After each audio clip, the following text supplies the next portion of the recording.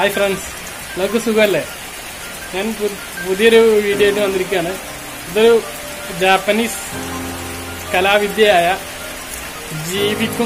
ജീവനുള്ള ശില്പമാണ്. കോക്കോഡാമ എന്നൊക്കെ പറയുന്ന ശില്പം. ഇതെങ്ങനെ നമുക്ക് സിമ്പിളായിട്ട് വീട്ടിലുണ്ടാക്കാം. പോയിട്ട് നമ്മൾ മേടിക്കുമ്പോൾ നല്ല വില കൊടുക്കേണ്ടി വരും. ഇത് നമുക്ക് സിമ്പിളായിട്ട് വീട്ടിലുണ്ടാക്കാം. ഇതെങ്ങനെ ഉണ്ടാക്കണം എന്ന് ഞാൻ നിങ്ങൾക്ക് കാണിച്ചു തരാം. അപ്പോൾ ഇത് ഉണ്ടാക്കുന്ന ഒരു രൂപത്തിലേക്ക് നമുക്ക് പോവാം. അതിന് മുമ്പ് എൻ്റെ ചാനൽ നിങ്ങൾ ആദ്യമായിട്ടാണ് കാണുന്നതെങ്കിൽ എൻ്റെ ചാനൽ സബ്സ്ക്രൈബ് ചെയ്യുക, അപ്പം ബെല്ലൈക്കൺ ഓൺ ആക്കി വെക്കുക.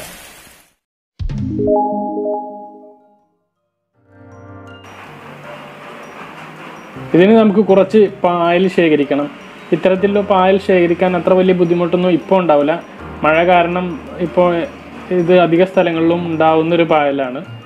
അപ്പോൾ അത് കുറച്ച് ലെയറുകളായിട്ട് വല്ലാതെ പൊട്ടാതെ ഇതൊന്ന് ശേഖരിച്ച് വെക്കുക. ഒരു കത്തി എടുത്തിട്ട് ഇങ്ങനെ ഇതുപോലെ ഈ വീഡിയോയിൽ കാണുന്ന പോലെ അടർത്തിയെടുത്ത് ശേഖരിച്ച് വെക്കുക. പിന്നീട് വേണ്ടത് ഇത്തരത്തിലുള്ളൊരു പച്ച കളറ് തുണിയുടെ കഷ്ണമാണ്. അത് പച്ച കളർ ആയിട്ടില്ല വെച്ചിട്ട് കുഴപ്പമൊന്നുമില്ല. പച്ച കളറാവുമ്പോൾ കുറച്ചും കൂടി ബെറ്റർ ആവും. പിന്നെ വേണ്ടത് ഇതിലേക്ക് വേണ്ട മിശ്രിതമാണ്. ചകിരിച്ചോറും പിന്നെ ചാണകപ്പൊടിയും അതുപോലെ തന്നെ മേൽമണ്ണും കൂടി മിക്സ് ചെയ്തിട്ടുള്ള മിശ്രിതം നമ്മൾ ഈ തുണിയിലേക്ക് ആക്കിയിട്ട് കുറച്ച് ഒരു ഉരുള രൂപത്തിലാക്കിയിട്ട് അതൊന്ന് കെട്ടി ലെവലാക്കുക. അത് നന്നായിട്ടൊന്ന് ഉരുട്ടി ഒരു ഷേപ്പിലാക്കി എടുക്കുക. നമ്മൾ ഈ ഒരു ശില്പമാണല്ലോ നമ്മൾ ഉണ്ടാക്കുന്നത്. അപ്പോൾ ഇത് നന്നായിട്ടൊന്ന് ഷേപ്പിലാക്കി എടുക്കുക. അത് കുറച്ച് ഇതിൻ്റെ ചെടിയുടെ വലുപ്പം, നമ്മൾ വെക്കുന്ന ചെടിയുടെ വലുപ്പത്തിനനുസരിച്ച് ഇതിൻ്റെ മണ്ണിൻ്റെ അളവും ഈ പിന്നെ നമ്മുടെ ഈ കിഴിയുടെ രൂപമോ വലിപ്പമൊക്കെ കൂട്ടേണ്ടി വരും. അപ്പോഴേക്കാളും കുറച്ചും കൂടി ബെറ്റർ ആവുക. ഞാൻ ഇപ്പോൾ നടുന്ന ചെടി കുറച്ച് ചെറുതാണ്. അപ്പോൾ അതിനനുസരിച്ചുള്ള ഇത് ഞാൻ എടുത്തിട്ടുള്ളൂ. അപ്പോൾ ഇതുപോലെ ശരിക്കും മണ്ണൊക്കെ വെച്ച് ചെടി വെച്ചിട്ട് ശരിക്കൊന്ന് ഈ തുണി ഒരു സൈഡിലേക്കൊന്ന് കെട്ടി വെക്കുക. ആ തുണി ശരിക്കും കൂട്ടി കെട്ടിയതിന് ശേഷം ഈ ബാക്കിയുള്ള ഭാഗം ഒന്ന് കട്ട് ചെയ്ത് കളയാം. ഈ തുണിയുടെ ഈ അറ്റം വരുന്ന ഈ തുമ്പ് വരുന്ന ഭാഗം ഒന്ന് കട്ട് ചെയ്ത് കളയാം. അതിനുശേഷം ഇത് തൂക്കിയിടാൻ പാകത്തിന് ഒരു നൂല് നമുക്ക് ഇതിന്മേൽ എക്സ്ട്രാ കെട്ടിവെക്കണം. കുറച്ച് നീളമുള്ള നൂല് എടുത്തിട്ട് നമുക്ക് പുറത്തേക്ക് കെട്ടിവെക്കാം. നമുക്കിത് സീലിങ്ങിൽ തൂക്കിയിടുമ്പോഴായിരിക്കും കൂടുതൽ ഭംഗി എന്നെനിക്ക് തോന്നുന്നു. നിങ്ങൾക്ക് ഇഷ്ടമുള്ള പോലെ ചെയ്യാം. കാരണം സ്റ്റാൻഡ് ഉണ്ടാക്കിയിട്ട് അവിടെ വെക്കാം. നിങ്ങൾക്ക് ഭംഗിയുള്ള എവിടെയാണോ അവിടെയൊക്കെ വെക്കാം. ഇത് പിന്നെ കുറച്ച് സമയം പ്രകാശം ലഭിക്കണം എന്ന് മാത്രം. പിന്നെ സൂര്യപ്രകാശം നേരിട്ട് ലഭിക്കൊന്നും വേണ്ട, വെളിച്ചം കിട്ടിയാൽ മതി. പിന്നെ നമ്മൾ ഇനി ഈ തുന്നാൻ ഉപയോഗിക്കുന്ന നൂല് അത് പച്ച കളറാവുന്നതാണ് ബെറ്റർ.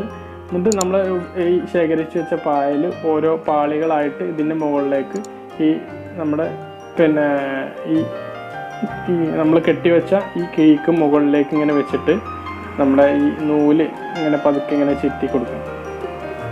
ഇത് ചുറ്റിയാലും കുഴപ്പമില്ല, ഇങ്ങനെ ചുറ്റിയാലും ഇത് അറിയില്ല. അപ്പോൾ ഈ പച്ച കളറായതുകൊണ്ട് അത് നമുക്ക് പ്രത്യേകം അറിയൊന്നുമില്ല. അങ്ങനെ ഇതിങ്ങനെ കറക്റ്റ് ചേർത്ത് വെച്ചിട്ട് ഇങ്ങനെ ചുറ്റി കൊടുക്കാം.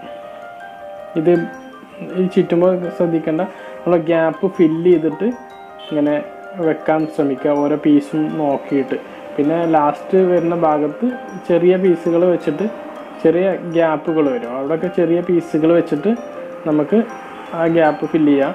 എന്നിട്ട് ഈ പിന്നെ കുറച്ച് മണ്ണുണ്ടാവില്ല പായലിൽ, അതൊക്കെ ഇങ്ങനെ ചേർത്ത് വെച്ച് കൊടുത്താൽ മതി. ഇത് ഒന്നോ രണ്ടോ മൂന്നോ ആഴ്ച കഴിയുമ്പോഴത്തേന് ഈ പിന്നെ നമ്മുടെ ഈ ജോയിൻ്റൊക്കെ ഫില്ലായിട്ടുണ്ടാവും. നമ്മുടെ ഈ പ്ലാന്റ് പിടിച്ചു കഴിഞ്ഞാൽ ജോയിൻ്റൊക്കെ ഫില്ലായിട്ടുണ്ടാവും. അപ്പോഴൊക്കെ നമുക്ക് വെള്ളം നനയ്ക്കണം. വെള്ളം നനയ്ക്കുന്ന കാര്യം പറയുകയാണെങ്കിൽ ഏറ്റവും എളുപ്പത്തിൽ നമുക്ക് വെള്ളം നനയ്ക്കാൻ ഏറ്റവും സിമ്പിളായിട്ടുള്ള ഒരു വലിയ പാത്രത്തിൽ കുറച്ച് വെള്ളം എടുത്തിട്ട് ഇതൊന്ന് മുക്കിയെടുത്താൽ മതി. അത് നമുക്ക് വീഡിയോയുടെ അവസാനം കാണിച്ചു തരാം. അങ്ങനെയാണ് ഏറ്റവും എളുപ്പത്തിൽ വെള്ളം നനയ്ക്കാൻ പറ്റുന്നത്. ഇതിപ്പോൾ ഈ വീഡിയോയിൽ കാണുന്ന പോലെ ഇതുപോലെ ഗ്യാപ്പുകൾ ഫില്ല് ചെയ്തിട്ട് ഈ പീസ് വെച്ചിട്ട് ഈ നൂല് വെച്ച് നന്നായിട്ട് ചുറ്റുക. നന്നായിട്ട് ചുറ്റി കൊടുക്കുക. പിന്നെ വെള്ളം നനയ്ക്കുന്ന കാര്യം നമ്മൾ വെള്ളം സ്പ്രേ ചെയ്ത് കൊടുത്താലും മതി കേട്ടോ. പമ്പ് ഉപയോഗിച്ചിട്ട് ഇതിൻ്റെ മുകളിലേക്ക് സ്പ്രേ ചെയ്ത് കൊടുക്കുക.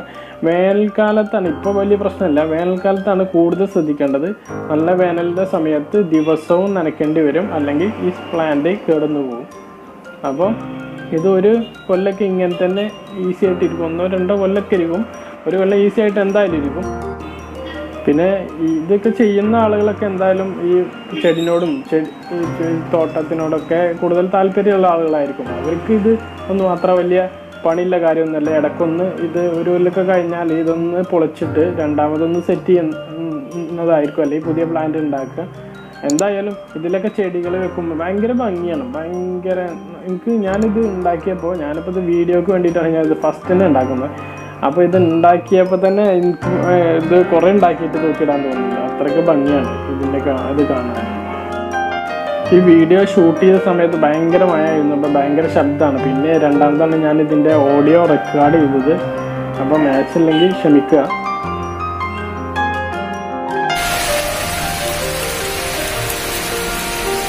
ഇതിൽ കണ്ടോ ഈ ലെയർ ഫില്ലാവാത്ത ഭാഗം, അത് 2 ആഴ്ച കഴിഞ്ഞാൽ ഫില്ലാവും. ഇപ്പോൾ തന്നെ കൈകൊണ്ടൊന്ന് പ്രസ് ചെയ്ത് കൊടുത്താൽ ഈ രൂപത്തിലാണ് ഇത് നനയ്ക്കേണ്ടത്, അല്ലെങ്കിൽ വെള്ളം സ്പ്രേ ചെയ്ത് കൊടുത്താലും മതി. അപ്പോൾ ഇത് എങ്ങനെയുണ്ട്? നല്ല ഭംഗിയായിട്ടില്ലേ? അപ്പോൾ ഈ വീഡിയോ ഇതെങ്ങനെ ഉണ്ടാക്കേണ്ടതെന്ന് നിങ്ങൾക്ക് മനസ്സിലായിട്ടുണ്ടാകുമെന്ന് ഞാൻ കരുതുന്നു. ഇതുപോലുള്ള വ്യത്യസ്തമായ വീഡിയോകളായിട്ട് നമുക്ക് വീണ്ടും കാണാം. ഈ വീഡിയോ അവസാനിപ്പിക്കുന്നതിന് മുമ്പ് എൻ്റെ ചാനൽ നിങ്ങൾ സബ്സ്ക്രൈബ് ചെയ്യാത്തവരാണെങ്കിൽ സബ്സ്ക്രൈബ് ചെയ്യുക, ബെല്ലൈക്കൺ ഓൺ ആക്കി വെക്കുക. മറ്റൊരു വീഡിയോയുമായിട്ട് നമുക്ക് വീണ്ടും കാണാം. ഇതിലേക്കും ബൈ.